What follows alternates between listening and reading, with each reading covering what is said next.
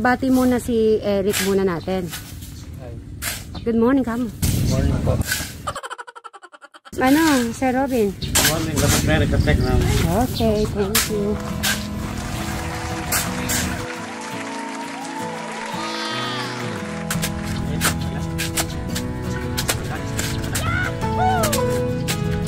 Right, ano na masasabi mo talaga kay Eric?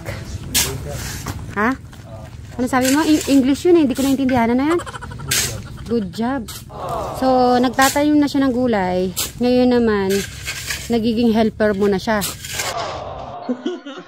Tapos, sila rin dalawa ang maglilinis po dito sa paligid.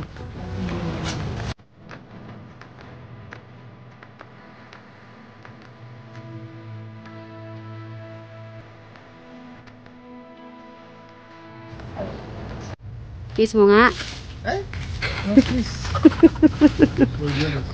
For girls daw. Ha? Pang girls lang ba yung kiss? Pwede din sa lalaki, no? Di ba, Rick?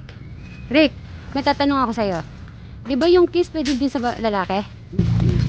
Hindi pwede? So, saan lang? Babae lang? Babae lang? Sasagot ka muna. Babae lang. Sasagot ka muna. Babae? Yung dalawa. Oy, nakatawa. Babae daw. O, sige na nga. Pambabae lang pala yung kiss. Hindi daw sa lalaki. Good job.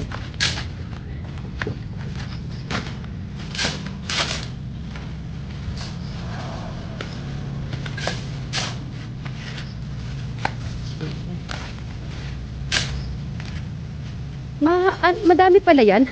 Akala mo konti lang eh.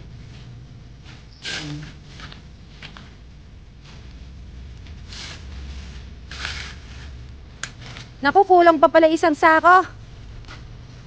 So, kuha ka pa ng mga sako niyan. Madaming bakal dito. Ay, madami palang ano dito. Mas madaming makukuhang lata. Pero ingat yung mga ano ingat yung kamay nyo ha. Safety first. Dito ko nga lang, matitig ko. Ali. Saan banda dito? Isang araw tayo magpapaikot. Para mga gamot yan, no? Pinaganuhan ng gamot ng palay. Ayun, gamot ng palay yan. Yan lata. Daming lata.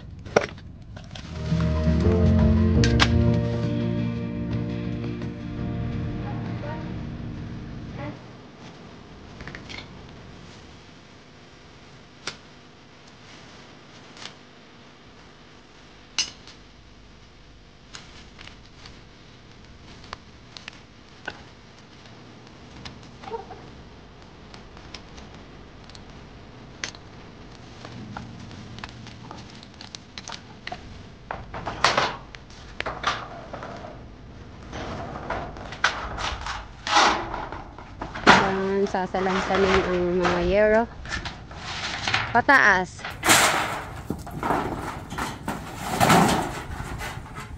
So, in-explain na po ni Brian about po dito. So, ayaw niya pong ibenta kasi may panggagamitin daw po siya dyan. Dahan-dahan, Erika. Ano lang. Nakaipet?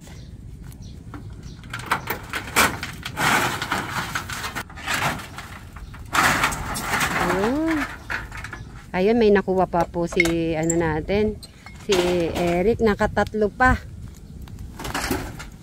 Ayun. At kanina naman sila Eric, ayan, namulot po sila ng bote, tapos yung mga lata, ano pa, kaya dito pala yung waterproof na ginawa kay ano, para siyang pintura din na. Dapat pala lahat pala ilalagay. Para siyang gray din eh. Parang pintura na dark gray. Pwedeng buuin na lang hanggang sa harap. Maganda pa siyang tignan. Tingnan nyo. Para siyang pintura. Pero papantayin na lang para mas maganda siyang tignan. Ayun si Madam Sharon nasa harap nagwawalis po.